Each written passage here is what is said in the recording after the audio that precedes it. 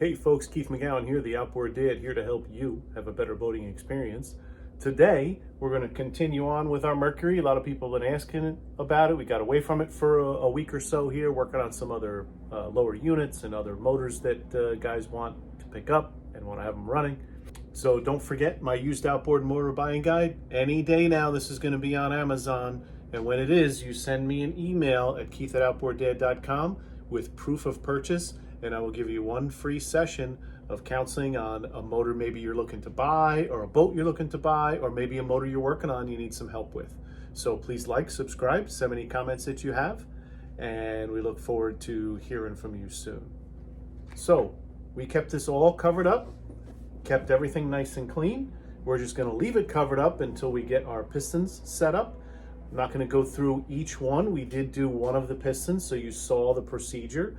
We put the ring compressor on the rings after we lubed everything up, made sure the rings were set properly. If you remember, we set the gaps of all of our rings as well before, and I have them in each individual box.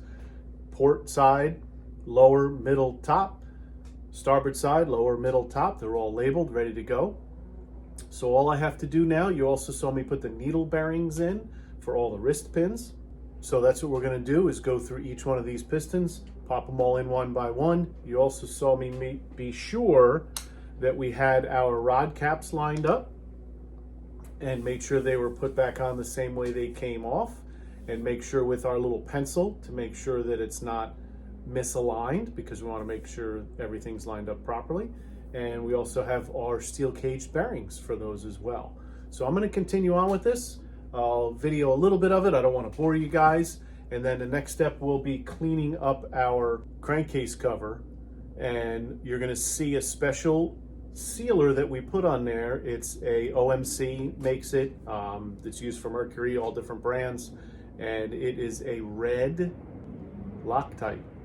So it's not runny like Loctite is. It's like a gel. And we're going to spread it out evenly throughout the whole thing. And then we're going to take our finger like this and tap on it to make it look like stucco, so that when we're going to do both sides, both halves, the block, and we're going to have to make sure it's all clean, right? We're going to get oil all over everything. So we're going to take brake cleaner on a rag and clean off the surfaces really good before we go ahead and put our sealer on there and then close it up. It's very important we don't have any air leaks on our crankcase. If you remember on our two-stroke, when that crank comes around and our reed plates open and close, that's a pressurized crankcase each time that piston comes up and down, because that's what forces our fuel up into the top of the cylinder. So we got to be sure it's sealed well. We also have new O-rings for our end caps, so they seal up properly as well. So let's get this moving, and we'll continue on with this rebuild and get it together. Can't wait to turn that key and fire it up. It's coming soon. So if you remember, we want to make sure that we put this in the exact same way it came out. So I have top here, my T. So I'm going to make sure I keep this rod in this direction. I'm going to go ahead and leave this labeled on here before and put my new piston on and take the old one apart. Then when we put the new piston in, we want to make sure up goes to the top, and the other pistons actually have a place for the exhaust to be lined up. So we'll go ahead and take this wrist pin out.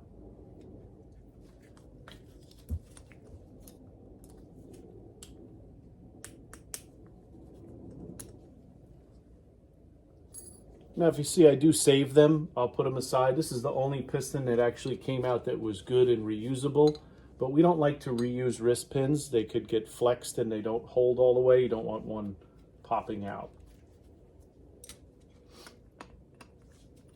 So just like before, I got all of our needle bearings here, and the two spacer washers that go in between, and our new wrist pin. So we're going to put all this together just like we did before, and then put the rings on and get this piston in. Then we'll do the next one and we'll continue on. So we got our circlips in, got our wrist pin in, no play, really nice. Now if you remember, there's a pin on this piston, and we got to make sure that the rings go on matching that pin. So I'm going to put the bottom ring on first with my handy dandy little ring spreader tool. Make sure we put it in correctly. And I did put some of our lubrication inside the grooves before I, put the ring on. And there's my other pin lined up, so I'm going to do that now.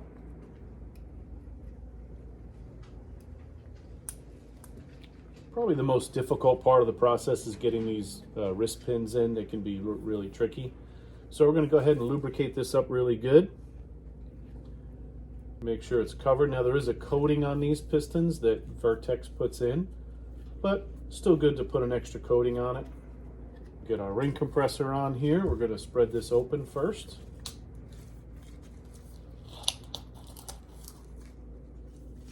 If you remember, there are little divots on here, so that's what holds against the cylinder wall, the top of the head, so that goes on the top. We want to make sure that our piston pins are lined up before we put our clamp on.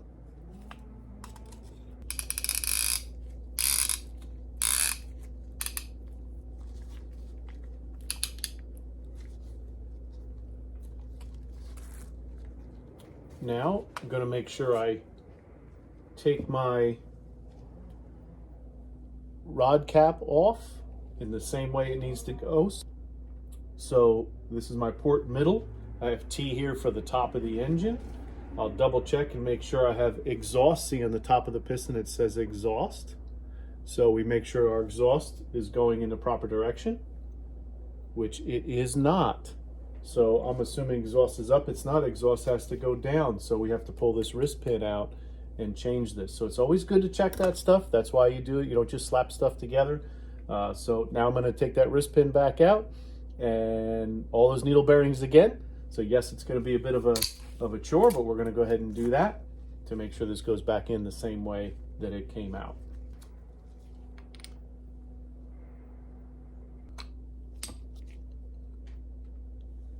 Now, we didn't lose any of our wrist pin bearings, so now we can flip this over, slip it back in. Sometimes you can eyeball it from up top and line it up. Right back into place. There's several different ways guys like to put these wrist pin rings in. They can be a little tricky sometimes. What I like to do is, since it's like a C-clip, I like to get it started in one corner there, just leaving a little bit over so that I can get a screwdriver in there and pry it into place.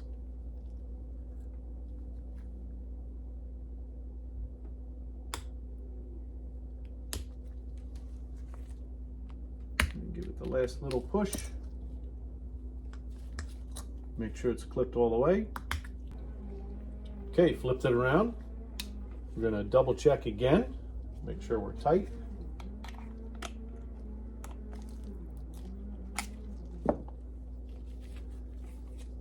Port middle, labeled top. That's why we don't take this off till the last. My exhaust is now pointing down. Good deal, because my exhaust is down on my block over here. Now I can go ahead and remove my label. Sometimes I'll even take a marker and put T on the rod itself. But as long as the piston now is in the right way and it lines up with the exhaust side, then we're good. So we're going to go ahead and remove these bolts. Going to keep it, the cap. Notice I lined it up the same exact way it came out. Going to take a little bit of our lube here. A little bit in the threads too, so that we can get a good torque on it. Now we're ready to install. So we did lubricate the cylinder walls pretty well, but we're going to double check. And yes, it looks great. Plenty of lube inside there. So we're ready to install. Now we don't want to put this in here and scratch up the cylinders we just put in, so we want to put it in carefully. Then we want to guide it. Then we want to get our rod up in. We're going to spin the crankshaft so the connection is at the top. Then I'm going to take the rubber side of the hammer and just tap it up in, making sure it's straight. And it goes Goes right in nicely. Now we're going to just push it up the rest of the way by hand. Get it close. So we have new steel cage bearings for these. Now we still have our rod cap sitting in the same exact spot it was, so that we make sure we put it back the same way it came off. Gonna take our famous, now not sure if you remember how we made this builder's lube. This is Shell Rotella 15W40 oil, diesel oil, engine oil that's mixed with white lithium grease. So lube it up really good. I'm gonna slip the first one in on the bottom and lube up the next one. Looks like we may need to mix up some more.